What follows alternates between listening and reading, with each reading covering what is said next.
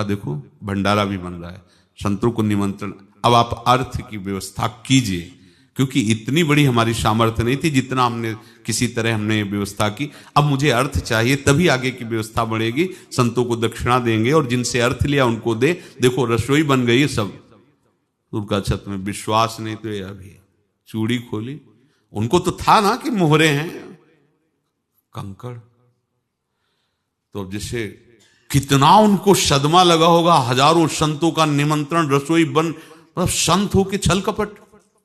तो उनका महाराज आपने तो हमारा नाश कर दिया, जो महंत थे। अब बताओ रसोई बन गई, संत निमंत्रित हो गए, आप ये कंकड़ दिखा रहे हैं हमको। आपने तो हमें बर्बाद कर दिया, हमारी इतनी सामर्थ्य नहीं थी, आप पहले बता देते। संत होकर ऐसा छल कपट। अब वो बोले तो क्या बोले, क्योंकि उनको पता था कि मोहरे हैं इसमें। अंदर से उनका चिंतन गया उसी सेठ के पास, अच्छा ऐसा धोखा हमारे साथ किया, भोगोगे तुम।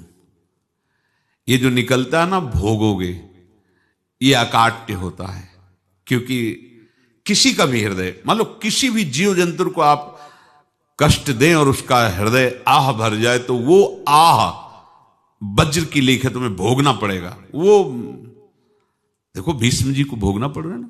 सांप को ऐसे धनुष की नोक से उठाया और बंबूल के कांटों के ऊपर फेंक दिया, कई दिन तक शेदा हुआ, वो आह भर करके मरा। तो आपको 6 महीने बाणों की सैया पर आह किसी की ना लेना जिंदगी में।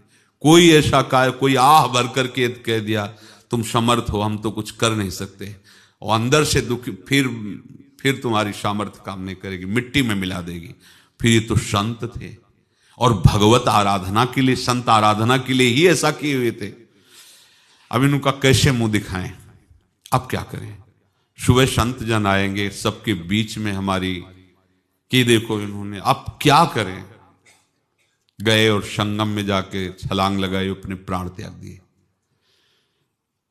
अब उनके तो पास मोहरे थी और व्यापार बढ़ा, और 9-10 महीने बाद ही लड़का हुआ। अब तो उनको कि संत फलीभूत हो गया। देखो व्यापार चल रहा, लड़का नहीं होता था, लड़का भी हो गया। बड़ा आनंद छा रहा है। जब से वो प्रकट हुए और धन की वृद्धि शुरू हो गई, पढ़ाई लिखाई में उनके खर्चा हुआ सब, बस बीमारी शुरू हो गई उनके शरीर में। अब उसमें पैसा जाना शुरू हुआ। इतने आसक्त तो वो दोनों हो गए कि कुछ भी हो, व्यापार ठप, संपत्ति बेचना शुरू। तो उन्होंने कहा कि बेटा मैं क्या कर सकता हूं तुम्हारे लिए। बोले हमारी अंतिम इच्छा है प्रयाग चलो, और जितने प्रयाग में संत महात्मा सबको एक बार भंडारा करवाओ, हमारी इच्छा अंतिम है। क्योंकि अंतिम यही इच्छा थी। बोले अब ज्यादा संपत्ति तो नहीं रह गई, तो बोले घर बेच दो, मेरे लिए ही तो है, बेच दो। मुझे लगता मैं बचूंगा नहीं, पर मेरी अंतिम इच्छा पूर्ण कर दो। घर बेच दिया, जेवर बेच दी। वहां गए, जब संत सेवा की तो बोले मुझे संगम तक ले चलो। संगम तक ले गए और बोले समझे तुम चुराए थे और हमने उसको छीना है, कुछ नहीं रह गया तेरे पास कुछ, अब केवल ममता और आसक्ति में जलकर मर और नरक प्राप्त कर। मैं वही महात्मा हूं जिसकी तूने मोहरे ली थी, शरीर छोड़ दिया। महात्मा को जन्म लेना पड़ा और इनको दुर्गति भोगनी पड़ी। ऋणानुबंध होश में, ऐसा नहीं कि आप जो कर रहे हैं कोई देख नहीं रहा, कोई हिसाब किताब नहीं, जो कर रहे हैं अवश्य में भोक्तव्यम। बहुत सावधान। अनेक जन्मों में अनेक लोगों से जो कुछ लिया दिया है, इस लेने देने को मिटा देने के बाद ही तुम मुक्त हो गए। इसीलिए एक उपाय है, लेना न देना मगन रहना। क्या? मालिक को समर्पित हो जाओ, मालिक को अपना माना हुआ समर्पित कर दो, खत्म। अहम त्वाम स्वरूपापेभ्यो मोक्षयिष्यामि, सब खत्म। आगे पीछे लेना देना सब खत्म। एकादश स्कंद में भगवान श्री कृष्णचंद्र जी ने कहा, जो मेरे चरणों का आश्रय लेकर भक्त मेरा भक्ति करता है, उसके पितृ ऋण, मातृ ऋण, देव ऋण, ऋषि ऋण, सब ऋणों से मैं मुक्त कर देता हूं। बस यही एक उपाय है।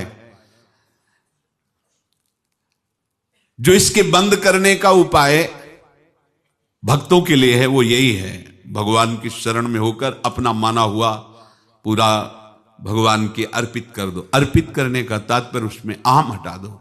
तो दियम वस्तु गोविंदम तुभ्यमेव समर्पये। जिनसे तुमने सेवा करवाई है उनकी सेवा करनी पड़ेगी, जिनसे तुमने जो कुछ लिया है उनको देना पड़ेगा। ये लेने देने का व्यापार जब तक समाप्त नहीं होगा तब तक तुम्हारा जन्म मरण चलता रहेगा। अब आपको यहां समझना है, यदि आपसे किसी ने पैसे लिए बेईमानी करके नहीं दे रहा है तो आप उसको गाली मत दीजिए, आपने बेईमानी की थी इसलिए आपकी बेईमानी हुई है, ले गया, कोई बात नहीं है, बंधन से मुक्त हुए, जो बोझा था चला गया। उसको ऐसा ना देखे कि ये बेईमान हमारे रुपए मार लिए, अब जो कुछ होगा देखेंगे। अगर आप आगे नया कुछ करते हैं तो फिर आगे का हिसाब आपको भोगना पड़ेगा, ध्यान रखना। ऐसा नहीं है कि आपको भोगना नहीं पड़ेगा। एक ही उपाय है कि अब जो शरीर धारण किए इसी में जो भोग ले, आगे ना होना चाहिए। तो क्या करे? सर्वतो भावेन भगवान की शरण ले ले। ये तो सर्वाणि कर्माणि मयि सन्न्यस्य मत्पराः अनन्येनैव योगेन माम ध्यायन्तु उपासते तेषामहं समुद्धर्ता मृत्यु संसार से। ये बड़ा कठिन है पार होना, कोई छोटी मोटी बात है। एक महात्मा बाल्यावस्था से भजन करते थे, शालिग्राम भगवान पास रखते थे और उन्हीं की आराधना करके बस पाठ नाम जप और भ्रमण करते थे। यौवन अवस्था थी, गंगा जी के किनारे अपने ठाकुर को विराजमान करके स्नान करने के लिए कपड़ा ही उतार रहे थे कि 90 लोग आ गए, भाला तलवार सब ले, मारो मारो इसको मारो, घेर लिया। तो उन्होंने हाथ जोड़कर कहा हमने क्या अपराध किया, कोई सुन ही नहीं रहा। तो उन्होंने कहा मार तो डालोगे ही आप, 90 लोग, हम कोई अस्त्र शस्त्र तो लिए नहीं, एक बार हमें गंगा में डुबकी लगा देने दो और अपने ठाकुर को स्नान करा देने दो, फिर इसके बाद आप मार देना। भगवत इच्छा से वो लोग रुक गए, स्नान किया और अंदर से प्रार्थना की, प्रभु ये क्या लीला है आपकी, आपके सिवा मेरा कोई है नहीं और ये मुझे मारना चाहते हैं। तो भगवान ने जानते हो क्या कहा उनके अंतर में, तुम मेरे में ध्यानस्थ हो करके शरीर को छोड़ो, ये लोग मारेंगे। ये मेरे भजन का फल है कि तुम्हें 90 जन्म नहीं लेना पड़ेगा, एक ही जन्म में 90 मिलके, तुमने 90 हिंसा की थी पूर्व में, तो तुम्हें 90 बार जन्म लेना होता और एक एक करके मारते। ये मेरे भजन का प्रताप है कि एक बार में ही 90 का हिसाब हो जाएगा। तुम आंख मूंदो, मेरे ध्यान में मगन रहो, मेरे प्रताप से तुम्हें कोई चोट नहीं होगी और स्वाभाविक मूर्छावस्था में प्राण तुम्हारे छूट जाए। ऐसा ही हुआ, ऐसा हुआ। तो ये बात समझ लो कि ये जो कर्मानुबंध है, ऋणानुबंध है।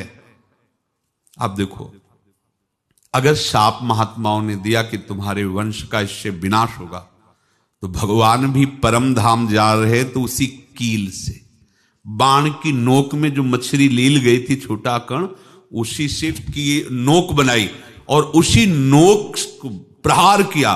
भगवान के श्री चरण में वही बाण की नोक लगी और भगवान ने स्वीकार किया ना। भगवान का बड़ा लीला विचित्र है। अगर छुप करके उधर रामावतार में बात, तो इधर ऐसे स्वीकार किया है भगवान ने। ऐसा कहीं नहीं दिखाया कि मैं भगवान हूं तो मैं अपने लिए, ऐसा नहीं दिखाया। नारद जी का हित किया पर नारद जी ने शाप दिया तो भगवान ने स्वीकार किया। बंदरों ने ही सहायता की, जैसा बोले थे वैसा। ये लीला इस शरीर में भोगनी पड़ेगी। हाँ, ज्यादा को कम में भुगता देंगे, पर अब अगला शरीर ना मिले, इसके लिए सर्वतो भावेन भगवान के आश्रित हो जाए। जैसे आपने दुकान फैला रखी है तो उसमें दो काम होते हैं, लेना और देना। किसी को उधार दिया है तो हमें उससे लेना है, और कोई नगद देकर सामान ले रहा है तो उससे सामान देना है, या उधार लिया है तो हमें उधार देना है। अब अगर दुकान बंद करनी है तो तुम्हें देने वालों पर जोर देना है, लेने वालों पर जोर नहीं। लेने वाला तो जाओ हम क्षमा किया, समर्पित किया, हमारा कोई संबंध नहीं, खत्म हो जाए, वो खुशी हो जाएगा। लेकिन देने वाला, तुम अगर दुकान भी उठा दोगे तो जहां भी रहोगे तुम्हारे पास वो आएगा, लाइए हमारा, तो देने पर नजर रखिए, जिसका जिसका हिसाब है वो आपके सामने आता जाए, हटाते जाओ। लेने पर नजर मत रखिए और दुकान फौरन उठा दीजिए, नहीं अगर लेते देते रहे तो चलता रहेगा। आगे चलकर कुछ लेना न देना, मगन रहना बस अपने प्रभु के चिंतन में। अब हम कैसे जाने कि किसको क्या देना है, हमें क्या पता? तो हम पूरा हिसाब जिनको पता है उनको दे देते हैं, समझ रहे हो? उनको पता है क्या लेना है क्या देना है, तो इनके पास पहुंच गए, सरकारी हिसाब से सब बराबर कर देंगे। हमको अपनी जिम्मेवारी इनकी चरणों में समर्पित कर देना है, तभी हम जीवन मुक्त होंगे। ये रहस्य की बात है। प्रभु कह रहे हैं यस्य सर्वे समारंभा काम संकल्प वर्जिता ज्ञानाग्नि दग्ध कर्माणं तमाहु पंडितम बुधा। जिसके संपूर्ण कर्मों के आरंभ संकल्प और कामना से रहित हैं, तथा जिसके संपूर्ण कर्म ज्ञान रूपी अग्नि से जल गए हैं, उसको ज्ञानी जन भी पंडित कहते हैं, बुद्धिमान कहते हैं। पूज्य श्री भाई जी महाराज कह रहे हैं जैसे वहां ज्ञानाग्नि से दग्ध कह रहे हैं, तो अपने वृंदावन वासियों का प्रेमाग्नि से सब कर्म संस्कार दग्न होते हैं। जिस समय आपके हृदय में भगवत प्रेम का प्रादुर्भाव होगा तो लेश मात्र कभी तुम्हें दुख नहीं भोगना पड़ेगा। प्रेम का प्रादुर्भाव होते ही दुख का नाश हो जाता है, महासुख। जब प्रेम का प्रादुर्भाव होगा तो समस्त पाप भस्म हो जाते हैं, अशांति नष्ट हो जाती है, संसार ज्वाला स्पर्श भी नहीं कर सकती है। जब भगवत प्रेम का प्रादुर्भाव होता है तो हो सकता है उस उपासक के जीवन में दुखों का पहाड़ टूट पड़े, परिवार खिलाफ, शरीर रोगी, अव्यवस्था, बहुत बहुत कुछ, सब कुछ। कह रहे हैं इतना सब होने पर भी उसके हृदय में कोई भी दुख नहीं होता। ये ऐसा सामर्थ्यशाली भगवत प्रेम है। भगवान के चरणारविंद का जिसके हृदय में प्रेम है, भारी से भारी दुख भी उनको विचलित नहीं कर सकता।